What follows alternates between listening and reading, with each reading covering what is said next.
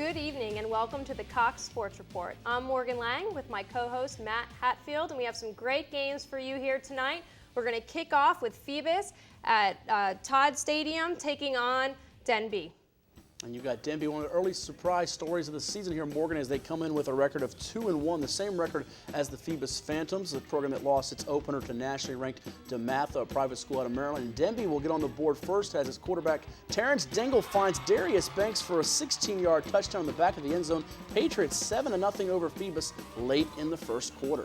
Yeah, we think that's going to be a big start off here. We've got the punt return. What's going to happen here as Denbigh hits the punt low and scutters around the ground? We've got a big pickup here, and this is a name you all should remember for the rest of this game as he's coming through. Taking tackle up tackle, 40, the 30, the 20. Is he? Will he? And he ends up going all the way into the end zone. What a way to play off here for Phoebus. That's the sophomore Robbie Robinson returning that kick 79 yards to the house. And just like that, Phoebus has erased that deficit. We're knotted up at 7. And then Tyrick Jones here as he blasts through with a tackle, unloading here on the Denbigh ball carrier. Take another look at it as you see Jones with a tremendous hit here for the Phantoms defense. Man, I would not want to be number 3 in that game, but we're going to keep going with Dingle, number 1. He's going to run it into the end zone for an 8-yarder as he comes through, breaks the tackle, just makes it over the end line late in the second quarter, about 10 minutes left, but it's a nice way for the Patriots to be able to take this lead. Denbigh executing its game plan offensively for Coach Marcellus Harris. And Phoebus' game plan, there's no secret to it. It's Marshawn Williams, the former Hampton Crabber and Virginia Tech Hokie commit, with a touchdown run, tying the score up at 14. But Denbigh's going to answer with Dingle finding Jaquan Jenkins for a 3-yard touchdown pass. Denbigh trying to spring the upset and leading the Phantoms 21-14 late in the first half. Yeah, but it's going to be Phoebus. Who are we expecting here? It's going to be Williams, who last week had a record 8 touchdowns. Let's just add it to the list here as he keeps continuing breaking tackles. This man is a beast. He is just moving through the end zone. 28-21 in the third quarter. Let's see this one again, Matt. When all else fails, give it to Williams. As he said, beast mode right here as he is punishing, bruising, and he's added some moves to his game in the offseason to make him an even more lethal running back. And Phoebus is going to ride him as long as they can and as far as they can. And right now, he is the difference maker in the game as the Phantoms lead it by 7 in the third quarter. And Denby's going to have the ball here, but keep an eye on the quarterback as he is stripped down. Number 78, Walter Bradley, having a big play, 1 yard into the end zone. And Harry Lewis there recovering it with time to go in the third, 35-21. You can see the excitement generating around these teams. Keep your eye here, completion. We've got Dingle to Jenkins coming into the play, catching around the 30. Is he going to make it? We've got a defender coming up from behind. Great tackle. I love how he didn't quit there and he just continued to play. And Dingle's going to roll out to his left with 2 defenders chasing him.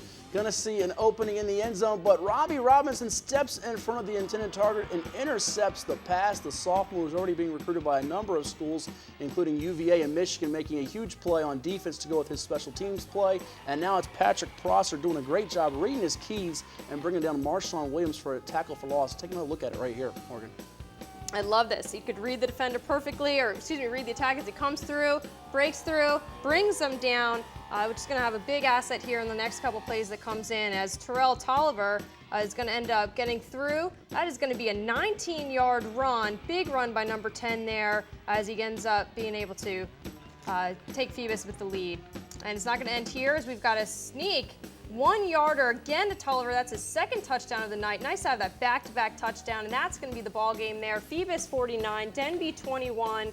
Marshawn Williams having 239 yards, 3 touchdowns, and Tolliver again 2 TDs. Terrence Dingle for Denbigh getting nice touchdown, and Patrick Prosser having 13 tackles, which is a huge defensive base. Yeah, Peninsula District scores. Besides that one, you had Gloucester beating Warwick to snap its 15-game losing streak. The Dukes prevail 40-29, and you see Bethel with a 20-10 victory over Woodside. Mr. Morgan with 103 yards passing and a touchdown through the air. Can't complain about that last name. Hampton over Kecoughtan 28-21. Javon Quillen having a large game with 108 yards, touchdown, 15 rush, and 73. And how else are we looking in the Peninsula District, Matt? Heritage blanking Menchville 35-0. Dimitri Holloway with the defensive touchdowns. The Hurricanes stay undefeated on this season. Over in the Bay Rivers District, it was Jamestown over New Kent 37-20. Tyler Doan with 210 yards passing, a touchdown through the air, and 2 on the ground. And York gets its first win of the year as Chris Sproul and Marcus Wakeland combined for 260 yards on the ground and 3 touchdowns as they defeat War Hill. And Tab over Smithfield, 46-21. Hinton and Smith have a combined 295 yards and 5 touchdowns. Pocosin over Bruton, 40-28. And Austin Turner having 3 total touchdowns. Nice fumble and interception. Lafayette over Grafton, 42-21. Jahill Green, a name we keep hearing, 137 yards, 3 touchdowns, and interception. Now we're going to kick off here. We've got Lake Taylor in red, and Norview is undefeated, 3-0 at the moment, kicking in Norfolk with Trenton Field. Matt, how do you see this one playing out? Well, the Pilots off to its first 3-0 start since 2006. Coach Delton Cotton doing a tremendous job there, but taking on a Lake Taylor team that has bounced back from that season opening loss to Oscar Smith with a convincing win over Amherst County. Looking for another one as we start off with Shaheem Johnson finding Aaron Chandler for a huge gainer. It's going to be a 72-yard touchdown through the air, and that's very comforting for Coach Hank Sawyer and his staff as they lost their starting quarterback Delman Williams to injury in Game 1. I'd say it's quite a way to start off, and let's see if they're going to continue the scream. We've got a play here to number 2, Martise Cotta, who's a Booker T transfer. He's going to go 14 yards for the run. Marquise will make the kick, putting them up 14-0. And the Titans controlling things early on. Can Norview respond here? It's going to be quarterback E.J. Faison with a man open, but the wide receiver is unable to haul it in here as the Pilots miss a golden opportunity to slice into that Lake Taylor 14-point lead. And it's going to be another Norview play here. Keep an eye on number 33, Deshaun McLaughlin, who's going to end up having a big tackle, which is a nice play there for Norview. And we've got quarterback number 15, Jaheim Johnson, a name we should remember. A nice run, picking up about 10 inside, and he gets brought down inside the red zone. And Lake Taylor's offense is moving right now on the ground. They hand it off to Marquise Poole, who is in for the touchdown from 3 yards out.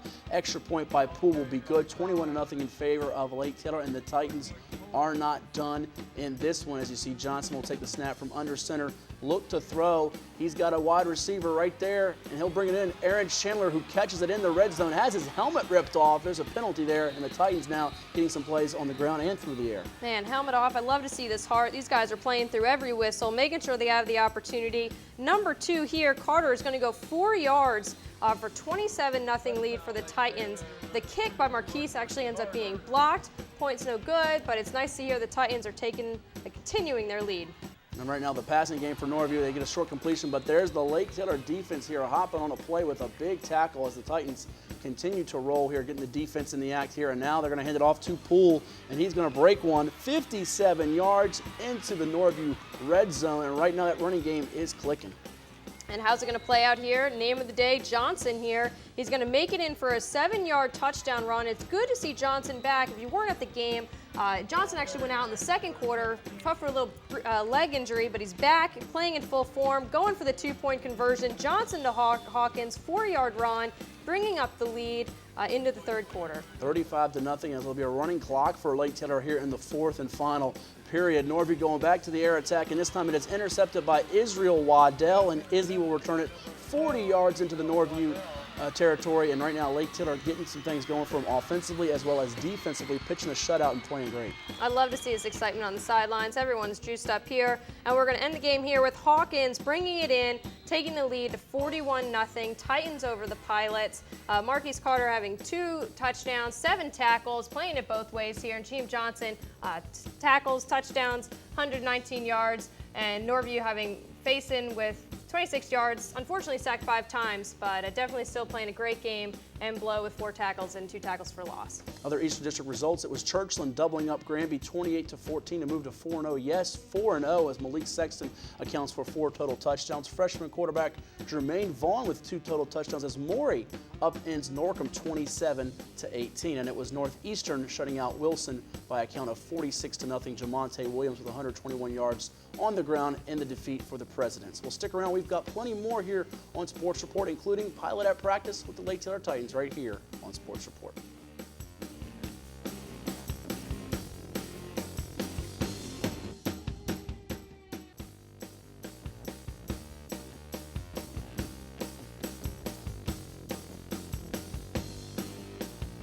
And welcome back to the Cox Sports Report. We're going to launch off with Lake Taylor and Hank Sawyer, defending state champions, and our friend Larry Rubama with the Pilot to see how their practices are going.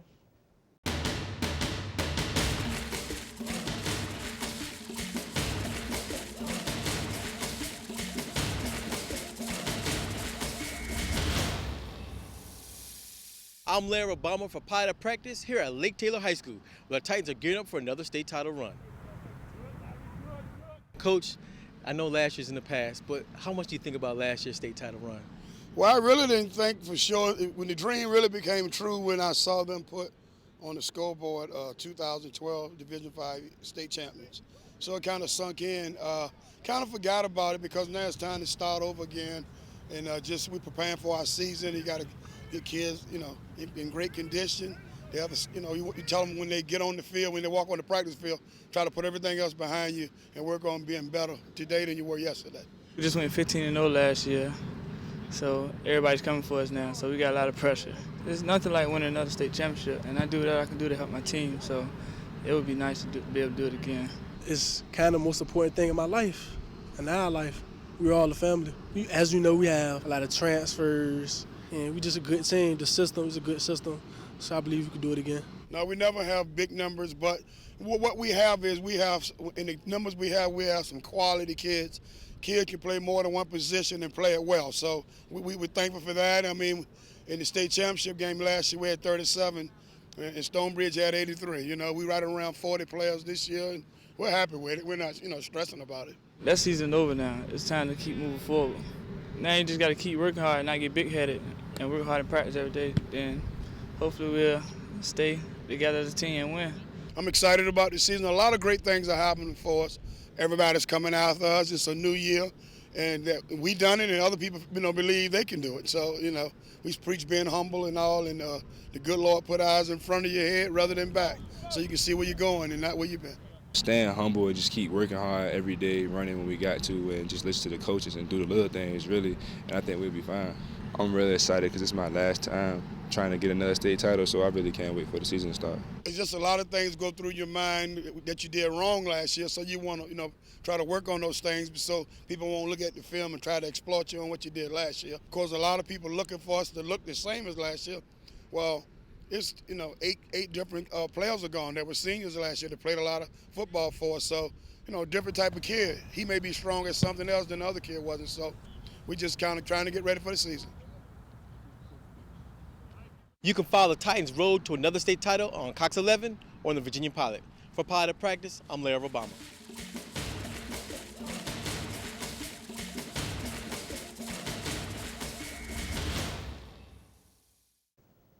We recently caught up with Denbigh grad and Newport News native Mike Tomlin, the man who led the Pittsburgh Steelers to victory in Super Bowl 43 at the Hampton Roads Youth Tailgate at the Hampton Convention Center.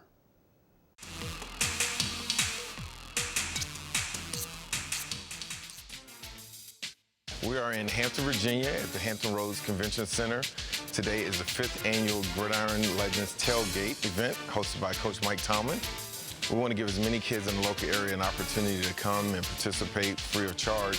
So this event helps actually fund to keep the camp free, as well as some other sponsors to help make this happen.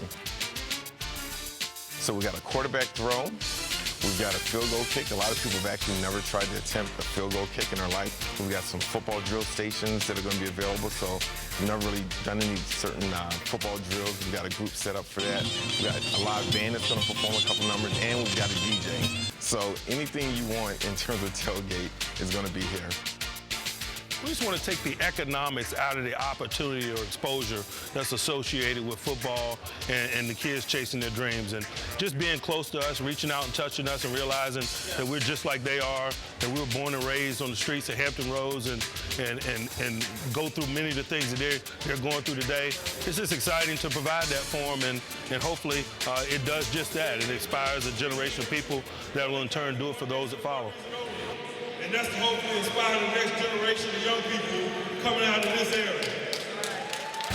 This year is the 17th annual Hampton Roads All-Star Football Camp. We're excited. We've got kids from all over the 7 cities. We typically have about 500 kids that come out over a 2-day period. Our latest count is about 6,400 kids that have actually come through the camp over the years.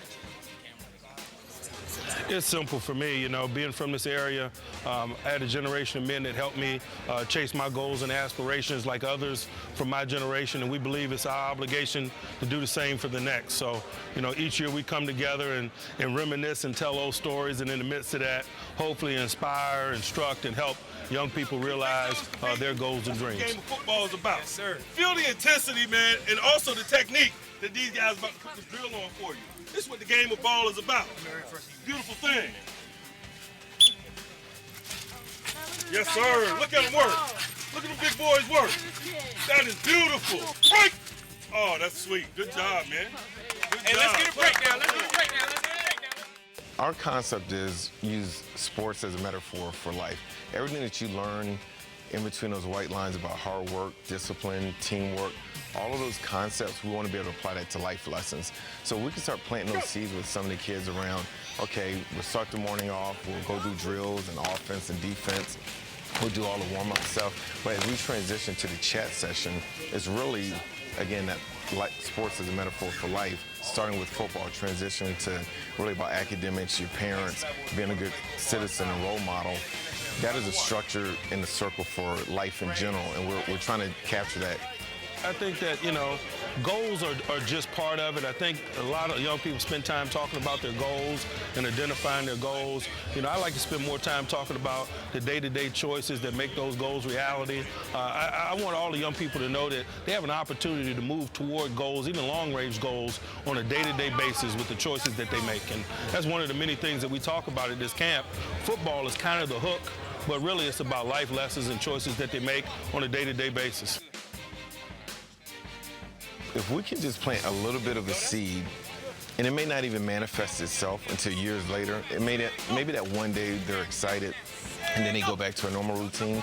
But at some point somewhere, a parent or a guardian or a teacher or a role model or someone's going to say something and it's going to connect again. They're going to say, you know what, Coach Tomlin or those NFL guys were talking about the same thing. And so it'll trigger. So if we could plant that seed, and whether it manifests itself tomorrow, next week, or years down the line, we want to be able to do that. And hopefully if they could walk away with that, and at some point we look forward to, and actually it has happened when kids come up to us and say, I was at your camp several years ago, or a parent will say that. We just want to be able to plant that seed. And if we're able to do that, then we feel like we've been able to make a difference. What's the word? Focus! What's the word? Focus!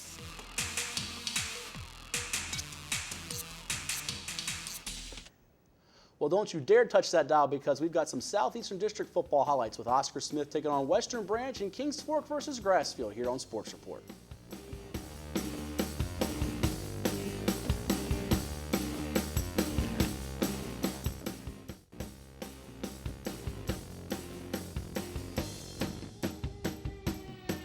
And welcome back to the Sports Report. We're going to kick off in Chesapeake with Oscar Smith taking on Western Branch. And this is a big battle in the Southeastern District, Morgan, as Oscar Smith riding that long winning streak in the Southeastern District. They've won the district crown 9 straight years. Western Branch with second-year head coach Greg Gibson trying to pull the upset and knock off the number 10 team in the country. And they're going to take a big lead here with Oscar Smith, with Sean Mitchell complete to number 1. Motzi Fenner getting out of bounds there. But it's not going to end there, where Sean McLeese, a name get ready to hear, with going in 3 yards for the touchdown, putting the Tigers on the board 7-0. And Coach Rich Morgan of the Tigers has some playmakers certainly in his arsenal with Deshaun McLeese and Jalen Bradshaw, the Virginia Tech commit. Western Branch, they've got some too. Just see the running back right here, Davion Taylor, the transfer from Maury High in Norfolk. He doesn't get much here on this run, though, as he's tackled at the 10-yard line. That Oscar Smith defense very suffocating and much improved from last season. Yeah, we got some cheerleaders getting excited to get into the mix here, and we're going to play off with Oscar Smith, quarterback, to number 9, Josh Sweat, who's a junior, having an impact here with a 7-yard touchdown catch from Mitchell. Again, another lead, 14-0 for Oscar Smith. Kick will be good, which is very exciting. And as Matt said here, we've got Oscar Smith hasn't lost in the district since 2006. And if they win this game, it'll be their 58th straight win. Impressive streak. And after that Sweat touchdown, the Bruins are sweating bullets, down 14 here in the first quarter. Western Branch needing that ball control attack, that double wing offense they run under Coach Gibson to get something going, milk the clock here. And they're going to hand the ball off here on this pitch here. But Oscar Smith's defense isn't having any of it here, as it is Sweat with the stop, along with a couple of those Tigers defensive linemen, Andrew Brown and company. Western Branch now has the ball, though. Going to keep it in there. Actually, this time they're going to throw the ball instead of running it, and this time it's Sweat making a sack as he's making his presence felt offensively and defensively, chasing the quarterback. Sweat, sweat, sweat, I'd say. We've got Oscar Smith with a bad snap over the quarterback's head, gets on top of it. Going to see how this plays out here with the Tigers. Coach Morgan there trying to rally his team, get some things together. And Western Branch here with the ball with Eugene Somerville. Keep your eye on him here. He's going to get in 2 yards for the touchdown, which is going to give the Bruins their first score. All things getting interesting now as the extra point here for Western Branch will be tacked on and good here. And all of a sudden, Oscar Smith in total control early. It's a 7-point ball game. Western Branch, the visiting team, and the underdog having to feel mighty good about that. But when Oscar Smith needs a guy to give them something going, they go to Deshaun McLeese on the ground as he rips off a first down run right here before the Bruins corral him. And now inside the 30-yard line, it'll be Mitchell going up top to Monty Finner. 27-yard touchdown for the Tigers, who now have a 14-point lead. Extra point will be no good. Actually, it's a 13-point lead after that 27-yard hookup. Mitchell to Finner, and the freshman quarterback showing a lot of poise in this big game. All right, let's just keep it going here. We've got Mitchell to Bradshaw. Virginia Tech future here at 13 yards, taking the lead again, keeping the lead, I should say. Tigers continuing to make an effort here, 26-7. Kick will be good. And Western Branch here with a big play. And it's T.J. Booth to Michael Hodge for the completion inside the 10-yard line. And Booth will finish off the drive with a 7-yard touchdown run. Very encouraging for Western Branch to get a second touchdown on that tough Oscar Smith defense, but a little bit too late as the Tigers win 27-14 behind 174 yards rushing and a touchdown from Mr. McLeese. And we've got Great Bridge 27, Ansman River 24, and Indian River over Lakeland 17-13, and Hickory over Deep Creek 13-10. Close game there for the Southeastern District. A lot of tight games in the Southeastern District in this week, number 3 there. Now we go stay in the Southeastern District. Grassfield versus Kings Fork. Last year it was the Bulldogs upsetting the Grizzlies 25-21. Will we have a similar outcome? Now we're going to start with a kickoff return here with Taekwon Weston going to return it 25 yards, the 25-yard line. It's going to be interesting to see how that plays in as we've got number 16 quarterback there, Yaira Adams, taking it in to ODU commit there. Incomplete was Adams' throw as Grassfield's defense makes the stop. As you see the ODU commit Isaiah Harper on the coverage on that pass, and now it's Harper catching the screen pass into the 25-yard line before he's knocked down by Kings Fork as Grassfield is on the move here, but it'll be Kings Fork that gets on the scoreboard first as you see Deshaun Weathington with a nice run here, tripped up at about the 15-yard line, setting up a touchdown run here by Uriah Adams on the quarterback keeper. The option play works for Kings Fork, 6-0. The Bulldogs in the lead on the road, trying to make it 2 years in a row, upsetting Grassfield. I don't know, though. It's going to be interesting to see how this all plays out as our man Vincent Lowe.